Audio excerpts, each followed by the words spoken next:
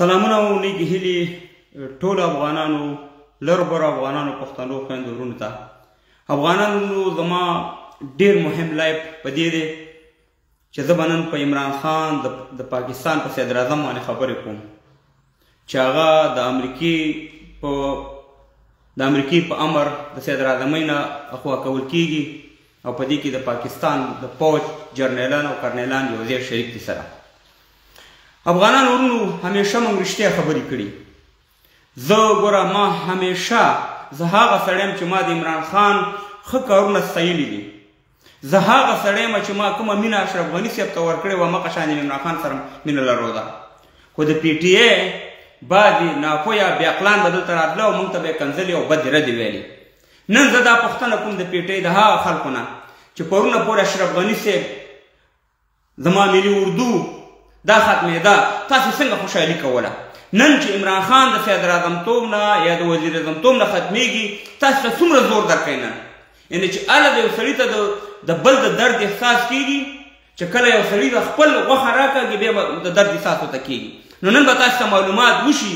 زما په پی ټي ای کې ډېر ملګري دلته په انګلینډ کې دي خو ښه ملګري پکې لرم خو داسې کسان دي چې ما عمران خان ستایلی دی، د هغې لپاره مې ویډیوګانې کړي.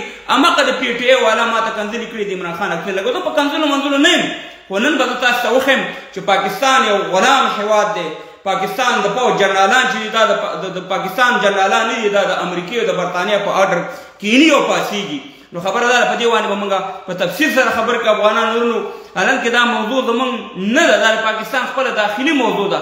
خو دې ځکه نن په دې باندې زه خبرې کوم چې همدغه شان دي خلک همدغه د پی ټي ای بعضې کسان به راتله زموږ ملي اردو ته به یې کنځلې کولې، زموږ ملي اردو توهین به یې کول، زموږ د اشرف غني صاحب ته به یې کنځلې کولې، زموږ ډاکټر صاحب نجیب ته به یې کنځلې کولې، زموږ احمدشاه بابا ته به یې کنځلې کولې، ډېرو باندې به. نو زه غواړم چې لږ سپینوالی درته وکړم او دا زما د لایف یا زما د مبارزې تاسو وګورئ. زما دا ټوله مبارزه ما همیشه دا ویلې چې د پاکستان ولسونو سره موږ مشکل نه لرو خو د پاکستان حکومت چې دی دا مکمل د امریکې او د برطانیې حکومت دی. د پاکستان د پوځ جرنیلان چې دي دا د پاکستان د پوځ جرنیلان نه دي، دا د امریکایانو د پوځ جرنیلان دي. په دې باندې ستاسې ولې نه خلاصېږي؟ پاکستان بیخي شته دی نه، پاکستان هېڅ وجود نه لري. دا یو دروغ دی، دوکه ده، پراډ دی، منافقت دی. په دې خبره تاسې ځان پوه کړئ. پاکستان په 1940 کې جوړ شوی، د پاکستان پوځ چې دی دا په 1920 کې جوړ شوی. یعنې د پاکستان د جوړېدو نه 20 کاله مخکې د پاکستان پوځ جوړ شوی. یعنې دې ته وګورئ چې دا آزاد ملک دی. بل پاکستان پوځ مشر چې و د 1940 نه واله تر 1950 یا 55 پورې دا یو انګریز و، د پوځ مشر. د پاکستان د سترې محکمې مشر چې و تقریبا د 1960 پورې دا یو انګریز و. دلته په دې برطانیه کې اوسېږم زه دا خبرې کومه. خبره دا ده چې نن عمران خان صاحب تقریر ما واورېدو چې په تقریر کې دا وایي چې د امریکې نه ټلیفون شوی. دا تقریر به تاسې اورېدلی اوس لایف پروګرام یو په پاکستان دغه ته وایي ولس ته دا وینا کوي. زه نن تاسو ته دا وایم هغه پښتنو ته، هغه د پی ټي ای پښتنو ته چې تاسې اوس هم غولېږئ چې یاره فلانۍ پارټۍ او بستانۍ پارټۍ. نه، دا نه د نواز شریف کار دی، دا نه د زرداري کار دی، دا نه د شهباز شریف کار دی، دا نه د فضل الرحمن کار دی، دا د امریکې کار دی او د پاکستان د پوځ ورته کوي، باجوای ورته کوي دا لوبه او عمران خان د تا خوا کوي. نو بیا ته چې نن ته چې ځان ته وایې چې زه آزاد یم، څنګه ازادي ده ستا؟ ته چې وایې زما آی ایس آی نمبر 1 آی ایس آی ده د دنیا، دا څنګه نمبر 1 آی ایس آی د پوځ د اټومیک قدرت چې د امریکې نه ټلیفون کېږي، ستا صدر اعظم او رئیس جمهور دا ټوله خوا کېږي او د ستا پوځ دومره نشي کولی چې د دې نه انکار وکړي. نو خو پوه شه چې دا اوس تاسې راځئ پارټیانو ته کنځلې کوئ، تاسې راځئ. زه فضل الرحمن سره اختلاف لرم، زم بل سره اختلاف لرم، خو زه دا وایم چې دا کار د فضل الرحمن نه دی. فضل الرحمن غوندې کې خلک دلته استعمالېږي. دا ټوله لوبه د امریکې ده او د پاکستان د پوځ ده. نو چې ستا دومره بهادر پوځ دی، ستا دومره مړانه پوځ دی، ستا دومره غټه اداره ده چې هغه وروره هر څه کولی شي، نو بیا څنګه د خپل صدر اعظم حفاظت نشي کولی؟ بوټو یې دله مړ کړو، په پاکستان کې یې دله بوټو مړ کړو، همدې امریکې یې دله مړ کړو، ضیاءالحق دله مړ کړو، ضیاءالحق یې دله مړ کړو. نور ستاسې ټول دغه سوانه چې راوسپړي. نو د پاکستان مطلب دا چې دا د امریکې یو لاسپوڅی حکومت دی، دا د امریکې یو خپله قانوني ده، دا د برطانیې یو خپله قانون ده، تر ننه پورې پکې قانون د چا چلېږي؟ ننه پورې قانون پکې د چا چلېږي؟ قانون پکې د برطانیه چلېږي. ته خو یې بدل کړه که د نر دغی. نو خبره دا د افغانانو پښتنو ورونو چې زه خو یم زه یم همدغه د امریکې غلامي ښه ده، همدغه د برطانیې غلامي ښه ده. خو زه ورسره دوه خبرې کوم. یو دا دی چې ما ته به تعلیم راکوئ. زه به پښتانه افغانان به لکه په لر کې دي که بر کې دي موږ به تعلیم کوو. تعلیم ته دې پرېږدي، موږ نور دې سم نه راکوئ. بل دا دی چې موږ به باید د خپل تاریخ د خپل مشرانو هغه به راژوندي کوو، یعنې خپل احمدشاه بابا، میرویس خان بابا، نور داسې. زه نن یو خبره کوم افغانانو ورونو، دا زما خبرې په ښه په غور واورئ. خلک وایي پښتانه ناحله دي، پښتانه دماغ نه لري، دا نه لري. پښتانو غونته کې افغانانو غونته کې دماغ څوک نه لري. ما ته دې وښیي په دې ټول په انډیا پاکستان کې دي، ما ته دې احمدشاه ابدالي را پیدا کړي څوک، ما ته دې میرویس خان بابا څوک را پیدا کړي، ما ته دې باچا خان بابا څوک را پیدا کړي، ما ته دې خوشحال خان خټک څوک را پیدا کړي، ما ته دې رحمان بابا څوک را پیدا کړي، ما ته دې قدیر خان چې ایټم بم یې جوړ کړی پښتون، ما ته دې څوک را پیدا کړي. په کرکټ کې دې ما ته دې عمران خان غونته کې سړی را پیدا کړي پښتون دی، جهانګیر خان، جانشیر خان ما ته څوک را پیدا کړي. نو دا پاکستان خو هېڅ شی هم نه دی. او دا د پاپړ دي، پاپړ دال دي، دال صرف په دې پښتنو باندې را ژوندی دی. او پښتون موږ یې څنګه کړي، موږ یې یو بل سره په جنګ باندې اچولي. نن د عمران خان د خبرو نه دا معلومات شو چې ما کمې خبرې کولې هغه د نفرتې خبرې نه وي، هغه د بعضې به موږ ته راغلل تاسې نفرتونه خپروئ. نن خو عمران خان خپله ویلي چې د امریکې نه ټلیفون شوی دی، د نورو خارج هېوادونو نه ټلیفون شوی دی. نو چې د نورو خارج هېوادونو نه ټلیفون کېږي، دا ستا آیسای څه شی خوري؟ دا ستا آیسای دلته چې شته ناسته ده، ستا باجوال ته چې شته ناسته دی. موږ د عام پوجیانو خلاف هم نه یو. موږ دا ویلو چې په پاکستان کې د ټولو نه غټ غله چې دي، غټ دهشتګرد چې دي، غټ اداري فساد چې کوي هغه د پاکستان فوج کوي، د فوج دا مشران یې کوي. راشه وګورئ چې دا هر یو ریټایر کېږي کوم ملکونو ته راځي. دلته یا برطانیه ته راځي، اسټرالیا ته ځي، امریکې ته ځي، په میلیونونو ډالر دې راوځي. نو دا جوړ کړی د پښتون افغان په خلاف باندې دی. دغلته چې کله دا فوج جوړېدو دې ته دا وظیفه ورکړې ده چې ته به پښتون افغان مسلمان به ټاکې. ما ته د پاکستان توره وښیه ده په 1940 کې مې ازاد شوی، ما ته د پاکستان توره دې څوک وښیي. کشمیر، یو کشمیر خبره کوله، بل کشمیر هم ترې روان دی. په بنګالیانو 10 لکه بنګالیانو شهیدان کړل، دې پاکستاني فوج 10 لکه ښځو سره جنسي تېری وکړو. په دې باندې اړه یخنو چې دلته په بلوچانو شروع وکړه، په زرهاو په لکاو بلوچانو ووژل، ښځو سره یې بې حرمتي وکړه. په دې باندې اړه یخنو چې لاړو فلسطین ته په 1980 کې لاړو، په فلسطینیانو باندې بمباري وکړه، اسرائیل سره ودرېدو.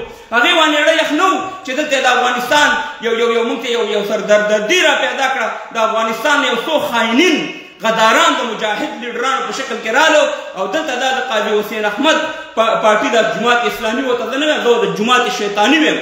دی هغه خلک ټرېن کړل. په افغانستان کې یو داسې ښایسته حکومت و، د داود خان یو اسلامي حکومت و، د هغې په خلاف یې ورله ټوپک ورکړو، او زموږ ملي اردو، زموږ عسکر به یې شته، زموږ چوړۍ او زموږ دغه به یې کول. دا د هغه وخت کیسه راته کوم، د 1943 کیسه راته کوم.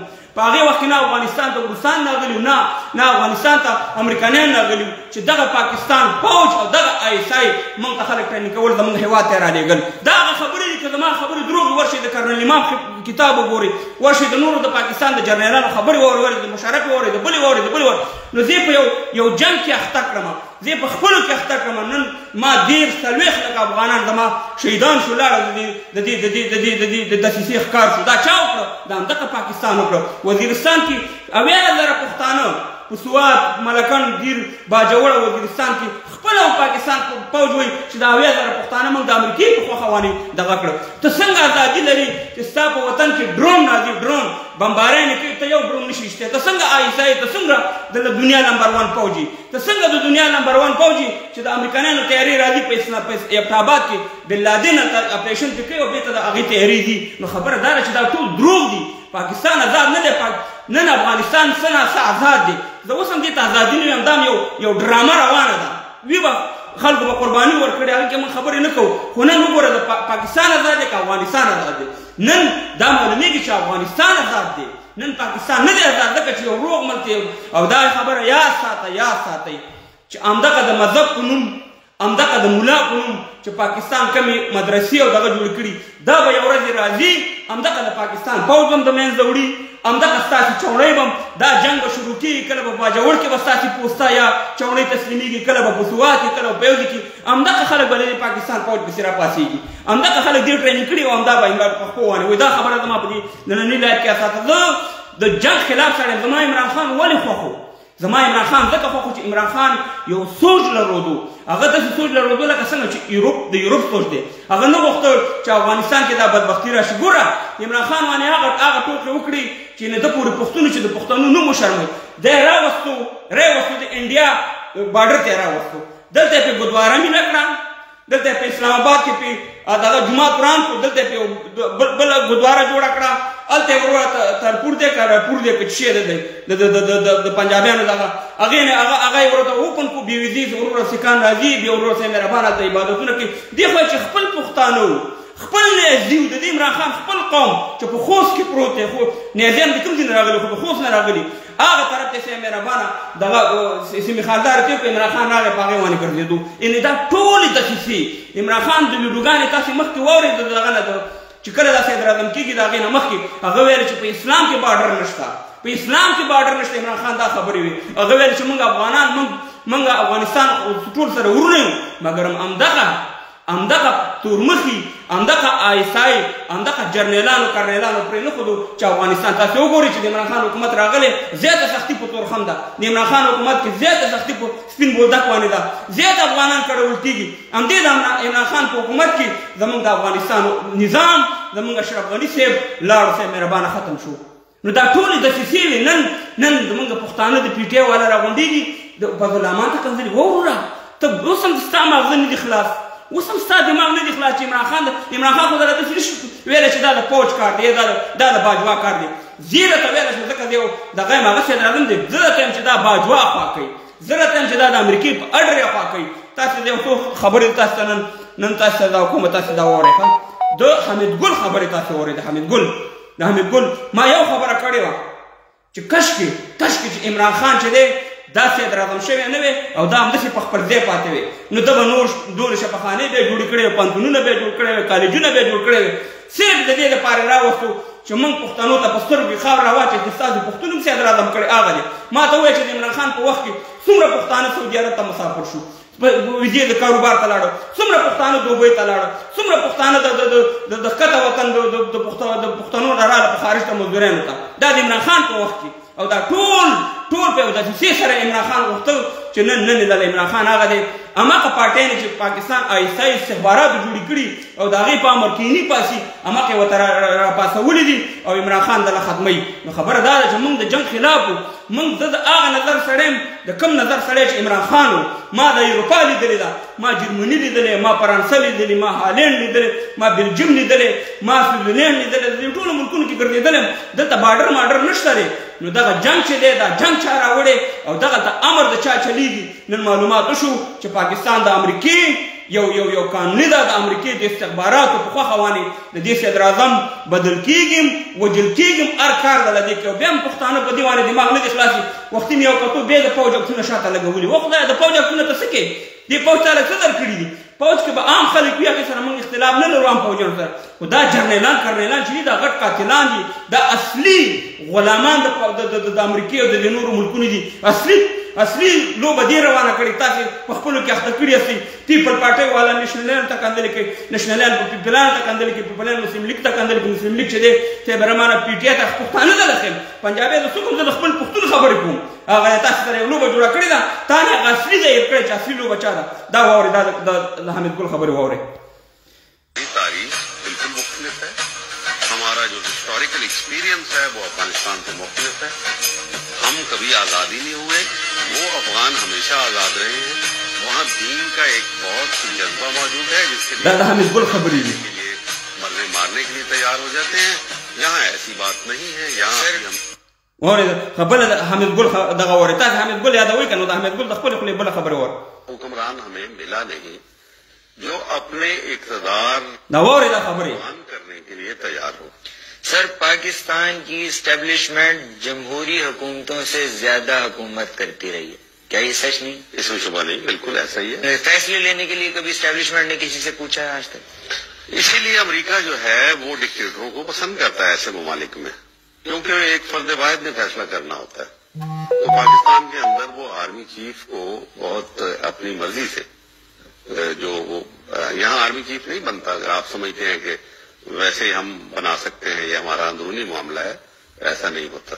सर, आपको पाकिस्तान में army chief बनाया जा रहा था एक दौर में और मशवरे जारी थे, क्यों ये फैसला नहीं हो सका कि आप पाकिस्तान के आर्मी चीफ बन सकते हैं? अमेरिका को पसंद नहीं था, इसी वजह से नहीं बनाया गया। अमेरिका ने इनकार कर दिया आपको आर्मी चीफ बनाने से? हर कोई जानता है, मिठाइयां तकसीम हुई जब मैं नहीं बना, इंडियन एम्बेसीज के अंदर मिठाइयां तकसीम हुई, तो गवाह हैं, लिखा लोगों ने इसके ऊपर, मैंने नहीं लिखा। हिकमत यार ने भी कुछ लिखा था।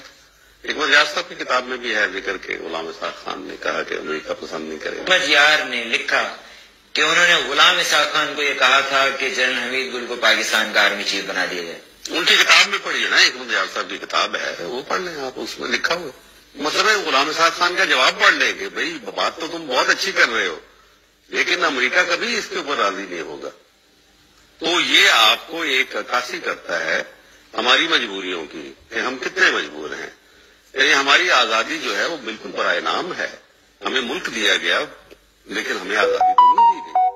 और लोगों ने भी मुझे बताया, मैं उनका नाम नहीं लेना चाहता, जो गुलाम इसाक खान के पास गए, मेरा नंबर 1 के ऊपर नाम GHQ से गया था, जनरल बेग से पूछ लीजिए, 6 आदमियों की लिस्ट गई थी, मेरा नंबर 1 था, आसिफ नवाज का नंबर 6 था, लेकिन 6 वाले को बना दिया गया और नंबर 1 को छोड़ दिया गया। 6 वाले की मंजूरी अमेरिका से आई थी?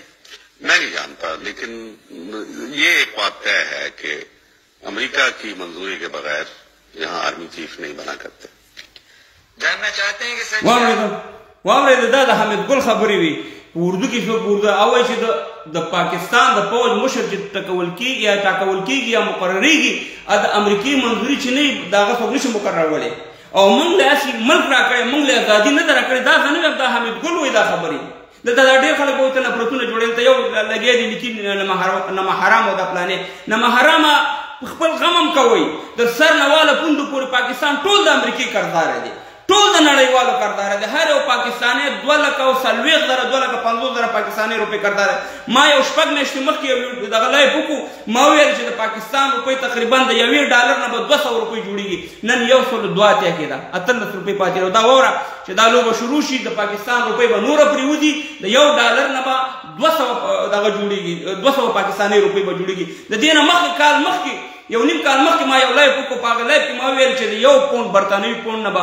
200 pakistani rupai judigi ta tabade da gol khan bunu mane ra ta kuna protuna jude da sana nahi khabar ta pas khabari Pakistan taraki kli da par makhta ki kre ne aga gore nan da yow pound na 270 pakistani rupai judigi no da waqt barali che yow pound na ba 300 pakistani रुपए जुड़ेगी दयो $1 न 200 जुड़ेगी ने दा मल छ दे दा डिस्पोजेबल मल ते दा यो दुका दा यो प्राड दे मंगा गोरा मंगा इस कल दे यो मर्द दे यो खल्क के खिलाफ नहीं मंगा उस्ताद तानो मुताले पाकिस्तानी दा लिखले मुताले पाकिस्तान की लिखली दी जे सिकंदर आजम छ दे 200 काल मक्के पर पाकिस्तान हमला करी नो मा तो 200 काल मक्के पाकिस्तान मुताले पाकिस्तान को द्रोह लिखल शवे उसमा द पुख्तून जमा पुख्तूनी पकादी आजम और पाला में इकबाल वानी में इनकड़े खुशाल खान बाबा के पाती दे चकट शायर वाला में इकबाल तेने शिरूर न पुटकड़ी खला कड़ी दी अहमद शाह अली तीर कड़े खान शहीदी तीर कड़े दे खान शहीद पुख्तून आवाम पार्टी मुशर जो मखने शहीद बादशाह खान बाबा तीर कड़े मिर्वेज खान बाबा तीर कड़े हमजा बाबा तीर कड़े दे दासे गट दगा तीर कड़ी दी से मेरा बाना तो द्रोग यो लोग वो शुरू कड़ी दा तालीम तखपला जमे ते अगस्ते दा जमा पुख्तून रोड तचविया जे ते हिसाब शुरू का चियो 2 3 4 5 6 7 8 9 لم تجي بس دا हिसाब नशी कवले او ځان ته पुख्तून وي په पुख्तून نو منطقه کې وسیږي د جنا چې په یورپ کې وسیږي عمل ته په پښتونخوا کې وسیږي د سلو پوری په پښتو کې حساب نشي کولای د په مکتب کې دنه خپل جبه غوښه کم قومونو ته خپل جبه نه ویدا کم قومونه چې خپل جبه ونه پرمختګ وکړي هیڅ کله په پردي جبه ونه پرمختګ نه کوي نو خبره دارا چې مونږ ګورا مونږ د عمران خان صاحب زد عمران خان صاحب یو مینوالو ویډیوګان می پرتی زماده پیټه ورنو ما د عمران خان صاحب لپاره داسې مې نه کړی چې ځان مې مشورو زه د عمران خان صاحب چې د کرکټ د وختونه زه هغه فالو کوم. زما د کرکټ د وخت نه هغه خوښ و. د کرکټ کې چې کوم بدلون راوستی هغه ټول ما ته معلومات یې نیوټرل امپیر او ریورس سوینګ او دا ټول شیونه د خپله کرکټر یم. ډېر داسې شیونه چې په کرکټ کې عمران خان صاحب بدل کړل. ډېر دا شیونه چې عمران خان صاحب د صدراعظمۍ نه مخکې هغه کارونه وکړو چې کینسر هسپتالونه، کالجونه، پوهنتونونه دا یو ملک نشي کولی عمران خان صاحب وکړو. نو ما به د عمران خان صاحب صفت کوم، ما ته به د پیټۍ والا د کنځلې کولې، هم د دغه پوځ په سر وانې، هم د دغه باجوا په سر وانې چې نن ستاسې د عمران خان صاحب دشمن شوی دی او نن نه غواړي چې عمران خان صاحب ستاسې بس دا د برطانیه ګوره زه ته یم چې کله بټنه په واشنګټن کې ووهل شي ستاسې صدراعظم به هم ختمېږي، ستاسې رئیس جمهور به هم ختمېږي، ستاسې د پوځ مشر به هم ختمېږي. دا ټوله بټنه چې تقمه چې ده په واشنګټن کې ده. نو خبره دا ده زموږ مقصد د دې لایق دا و چې هغه ورځ زما یاده ده چې اشرف غني صاحب کله د افغانستان پرېښود، تاسو دلته اتڼونه کول. نن تاسو د عمران خان صاحب په تلو باندې یا د هغې لا ختم شوی نه دی، 2 ورځې پس اتوار په ورځ باندې یکشنبه باندې دغه دی سنډې باندې عدم اعتماد دغه دی ووټینګ دی خو ختمېږي. دا معلومه خبره ده چې ډرامه ده او تاسې ته ګوره تاسې هماغه بیا غولېږئ راځئ چې دغه پلانې ایمان خرڅ کړو بستانې دا خرڅ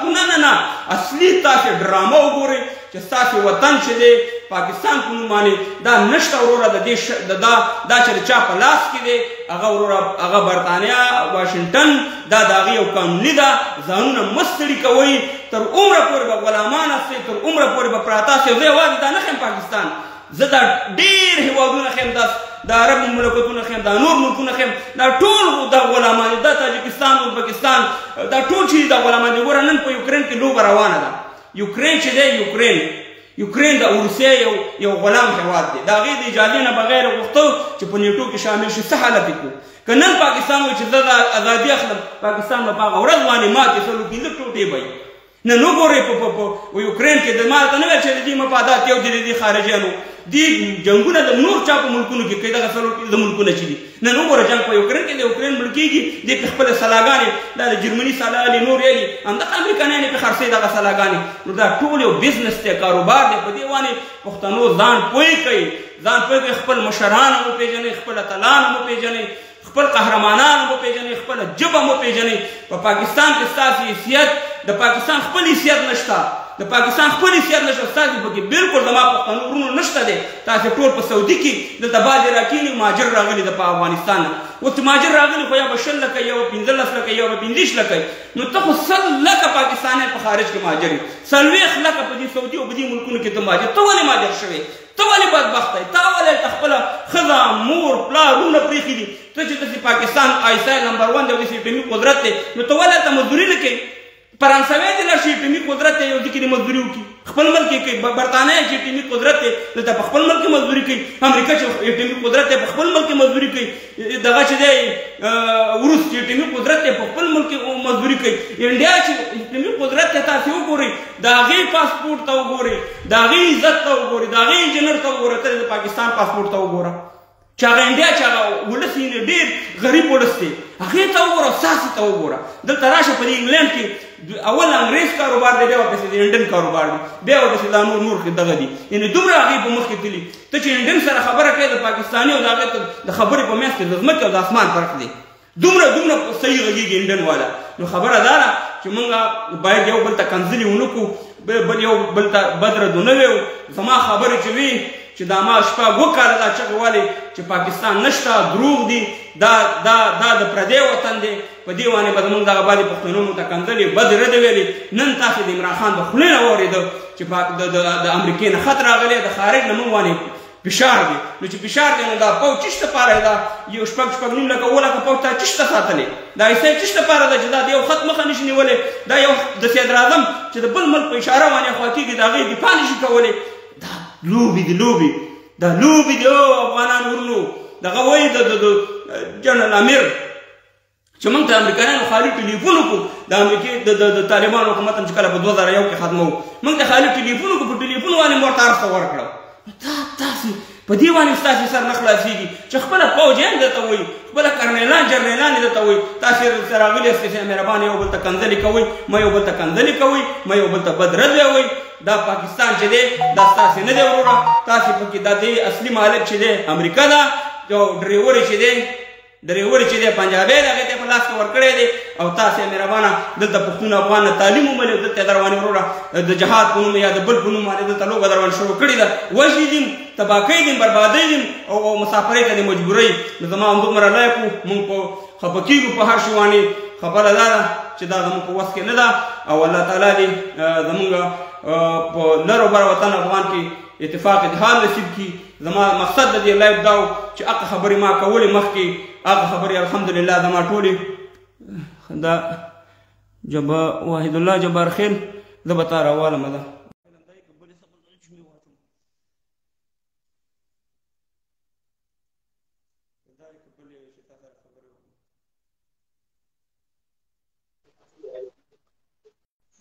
سلامونه علیکم السلام علیکم پاچا صاحب محترم په دې هیله سره وغو جوړ به قربان دې سم مننه ماته جبار صاحب روز کیمرا ولګې لکه بخښ دا مینوال خو تاسو پیژنې خو بیا هم خبر راځي لکه پاچا صاحب دا اوس کار نه راغلی هم داسې خاص دغه کې نه خیر زنګ دی راغی زه آمدانه وم په ډېرې بخښنې سره ټول عمر نه الله دې وکړي نوم دې راغی فکر پرته نور خیرت ان شاء الله شکر الحمدلله ته خپله ښې پاچا صاحب الحمدلله نن خو ګوره موږ د ته ما ګورې په میډیا کې چې موږ همیشه د خپل مشر څومره عزت کړی د بل د مشر هم عزت کړی موږ دا ویل چې پاکستان یو غلام هېواد دی دا د امریکې په لاس جوړ شوی هېواد دی د هر شی د امریکې خوښه نه هغه نه کېږي نن د عمران خان تقریر به تا اورېدلې یا به دې نه یې اورېدلې مکمل وغږېده او دا وویل چې موږ د بهر نه زموږ په دغه راځي فیصلې زموږ د بهر په دغه کېږي خو دلته اوس پښتانه چې دي دغه پښتانه چې موږ تاسې ورته یا ګلخان یو یا ورته ورور یو هغه اوس هم راځي د دې پارټیانو کورونه خلي مګر هغه اصلي دې تعداد نه وړي چې یاره د دې شاته اصلي امریکا ده او د پاکستان استخبارات او دغه د باجوا او دغه پوځ جنرالان او کرنیلان دي دغه پیسې چې راوړي دلته د پاکستان اغلا کوي او د یوروپ ته یې راوړي پاچا صاحب محترم ډیره مننه چې وخت راک بیا هم د خپلو کتونکو ته د لر او بر ټولو پتمنو پښتنو افغانانو ورونو ته د زړه له کومې سلامونه وړاندې کوم خوشحاله اوسئ او ډیر ښایسته پوښتنه او ډیر ښایسته موضوع دې راوړې ده زه به پاچا صاحب دونه ووایم دا که پاکستان ووایي که ونه وایي یا عمران خان په خپله خوله باندې ووایي که ونه وایي چې د موږ فیصلې په بهر نه کېږي یا موږ ته د امریکا نه یا د نورو اروپایي هیوادونو نه یا برطانیا نه موږ ته مطلب هغه راکول کېږي دا ټول ملت ته معلومه ده دا د افغانستان 15 میلیونه نه بلکې 15 میلیونه پښتنو ته دا خبره معلومه ده واضح ده چې پاکستان ته د پاکستان ادارو ته حکومت ته فوج ته د دوی ټول امکانات چې دي د بهر نه ورکول کېږي بهر نه خو دغه شل کاله موږ او تاسو چغې ووهو چې د خلکو ته څومره امکانات دي د بهر نه راځي خبرې مشورې د بهر نه راځي د افغان وزرو لپاره د خلکو سره ډېر غټ غټ کومکونه وسوله دا موږ چې نن مطلب په البته خپل وطن کې په خپل هیواد کې په خپل افغانانو باندې بې باوري یو هغه وجه او علت درشي کېدلی سي چې دوی هم چنان د هماغه جنه راغلي دي لکه څنګه چې نن عمران خان په خپله خوله باندې اقرار کوي چې موږ د هر څه له بهر نه راځي زه په دې باندې مطمئنه یم چې یوه ورځ به د دوی ټول مشران به په خپله خوله باندې دا اقرار کوي په همدې د ټول ملت په مخ کې به دا اقرار کوي چې موږ ته دا هر څه امکانات د بهر نه راتللی دلته بعض ډېر داسې کارونه سوي چې تر ننه پورې افغانانو هغه خبرې نه دي کړي بعضې خبرې موږ یا تیر راوړو یا نه غواړو چې شر فساد ته لمن ووهو او دا معلومه خبر ده واضح خبر ده چې پاکستان ته او د پاکستان همکارو دوستانو ته دا ټول هر څه ورته دا شل کاله د افغان وزرو لپاره دوی ته له بهر نه ورکول کېدل او دا واضح خبره ده نو زه به ډېره غپه کې نه ورکوم پاچا صاحب د تاسو مبارزه د تاسو هلې ځلې د تاسو حقیقت دا باید افغانان درک کړي او همیشه باید د تاسو ملاتړ وکړي زه خو خپله ویاړ کوم فخر در باندې کوم دا خپله ځوانان چې څومره راجګ سوي دي دا نن مطلب دوی راوتلي دي سیاسي شعور یې پیدا کړی ځان کې لر او بر مطلب خپل ځان پېژني خپل وجود پېژني منظور پښتون پېژني دا خو لیوني نه دي دا ټول پړه لیکه خلک دي تعلیم والا خلک دي د منظور پښتون پېژندنه او یا مطلب د نورو سیاسي پارټیو په پښتونخوا کې د هغو پېژندنه دا ټول داسې شیان دي چې دا د کلونو نه موږ پېژنو داسې موږ د منظور پښتون ملاتړ کوو فکر کوم چې د لر او بر پښتنو ته به یوازینۍ هیله صفات یې هغه به منظور پښتون وي. ولې په دې چې هغه لاره پاکه ده، سپېڅلې ده او ټول ملت یوازینۍ هیله او بالکل. جبار خیر صاحب ګوره بالکل خبرې وکړو چې بالکل د خپلې خولې نه وایي چې موږ کله آزاد شوي نه یو، زموږ د پوځ مشران چې دا د امریکې په خوا راځي، نو د ازادۍ لاره د خپلواکۍ لاره غواړي چې دا پښتون افغان په مخکې لاړ شي. واحد لاره دا د پي ټي ایم او منظور خاني په کار ده، نور تنظیمونه ستا د خپل کار دی. زه خپل د فخر افغان باچا خان بابا دغه ملګر پاروړی یم، د هغې ملګری یم، د هغې د پارټۍ الان کې زما تعلق د پورته وطن سره دی.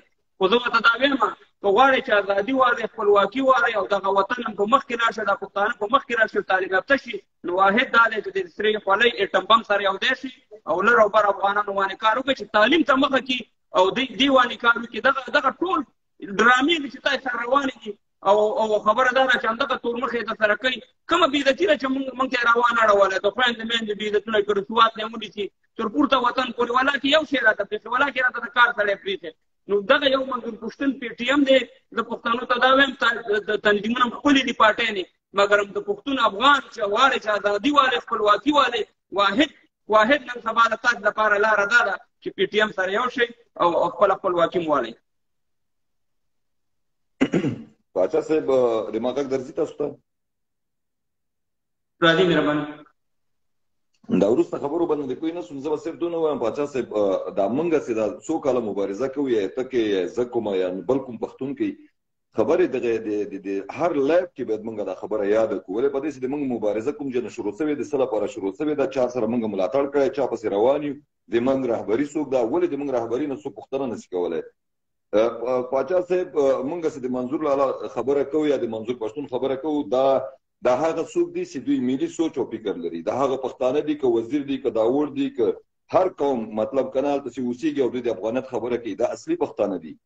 دا د پاچا خان پورې باید یوازې محدوده نه وي، هلته ټولو پښتنو د افغان ولس خبره کړې، د افغان ملت خبره کړې ده. یوې خبرې کړې دي، یوې صرف خلکو ته دا ورښودلي دي چې هو موږ افغانان یو یا مطلب موږ په افغانانو باندې زړه بدېږي یا دا موږ لوی کور ده.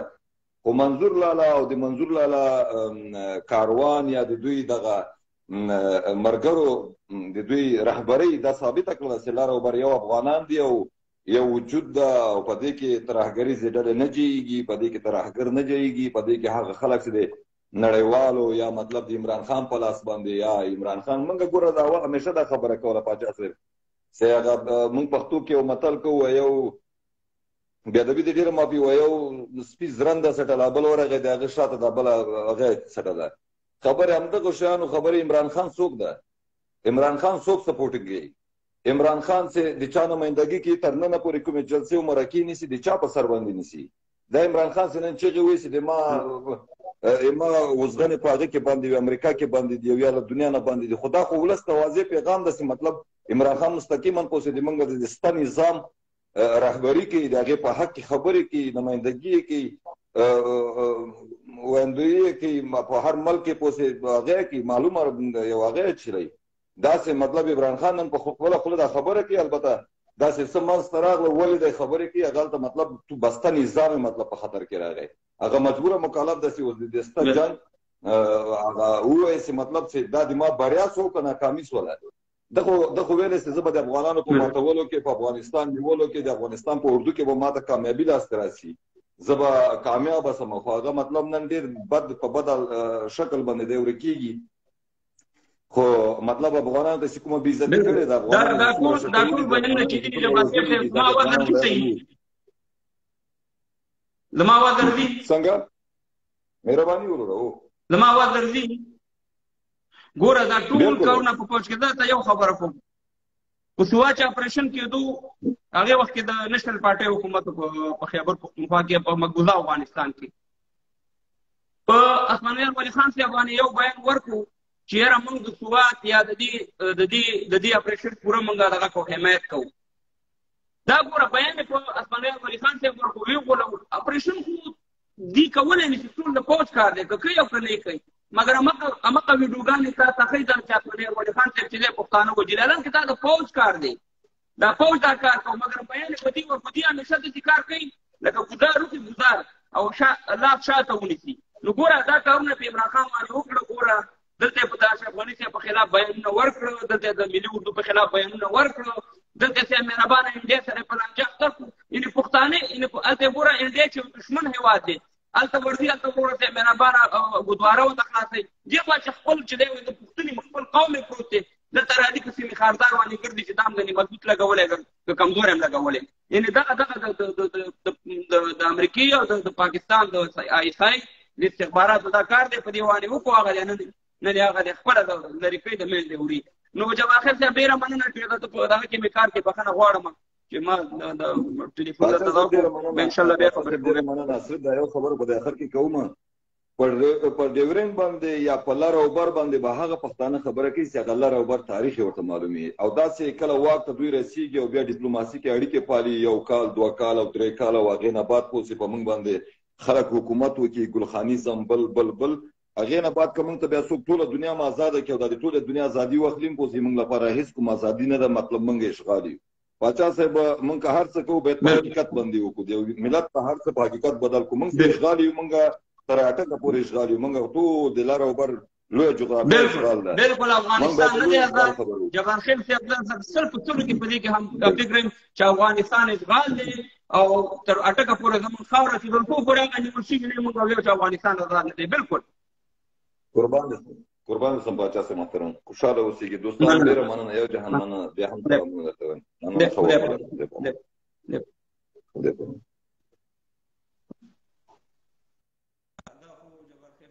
زما واسطه درځي افغانانو ګوره زما نن د لایف موضوع چې وه هغه بالکل روښانه وه. زما په تېره مبارزه باندې چې دا ما شپږ 2 کاله دا چغې والی چې یاره پاکستان چې دی دا داسې دروغ دي، داسې په کاغذ باندې یو شی جوړ کړی دی، یو کرښې پرې راښکلي چې فلاني صوبه. اصل کې پښتون چې دی پښتون د پنجاب چوکیدار دی، بلوچ د پنجاب چوکیدار دی، سندھی د پنجاب چوکیدار دی. دغه ټولې چوکیداران کړي دا یو پکې بادار دی، مهربانه او اصلي بادار دی دلته بالکل په دغه بالکل ښه اواز مې صحیح دی. مننه امین وروره. نو خبره دا ده افغانان ورونو چې نن زمونږ خبرې ټولې په حقیقت ورسېدي او هغه خلکو ته به نن ډېر تکلیف وي څوک چې د عمران خان مینهوال دی او په اشرف غني په تګ باندې خوشحالي کوله، زمونږ د ملي اردو په بربادۍ باندې خوشحالي کوله. نن په تاسې باندې څه تېرېږي، خو بیا موږ داسې خوشحالي نه کوو، نه داسې دا کوو، خو تاسو ته موږ حقیقتونه کېښودو چې مفاد العامه ته کنځلې کوئ، مۍ زرداري ته کوئ، مۍ نواز شریف ته کوئ.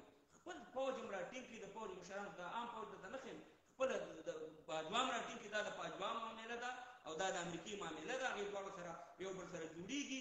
امریکې نه چې بټونه ووهل شي وروره بیا به هر څه به سم دمي. نو په دې باندې حقیقتونو باندې دغه مه کوئ، ما بل طرف ته شی بیا وایو، ما حقیقتونه پټوئ. خواروزار پاسې ټول خواروزار، څوک په دوبۍ کې ده، څوک په سعودي کې ده، څوک په دغه ټول پښتانه لر او بر وطن کې تباه او بربادي. فقط د یو خبرې جواب ماته راکړه چې سوات ښایسته دی که دوبۍ ښایسته ده. ته ماته ووایه چې د سوات نه سړی ځي په دوبۍ په سرو شوو کې مزدوري کوي، د سوات نه سړی ځي په سعودي په سرو شوو کې مزدوري کوي. د هغه عربان ماته اخلاق معلوم دي چې دویمه خبره سره نه کوي، سلام دې ولا کې اخلي. هغه یې محتاجه کړی، چا محتاجه کړی؟ همدغه تور خامار تور پنجاب پالان سپارم ښه وخو لرم. دومره زما خپرونه وه. زنده باد اوسئ. ستاسو سلامونو ته وعلیکم سلام. عزتمن شئ. انشاءالله بیا به درسره حاضرېږو. حقیقت به ویو، رښتیا به ویو، ځکه رښتیاو سره هغه پاک الله مل دی، دروغو سره شیطان مل دی. زنده باد. لر او بر یو افغان جوړېږي به یو لوی افغانستان. انشاءالله د افغانستان درې رنګه بیرغ به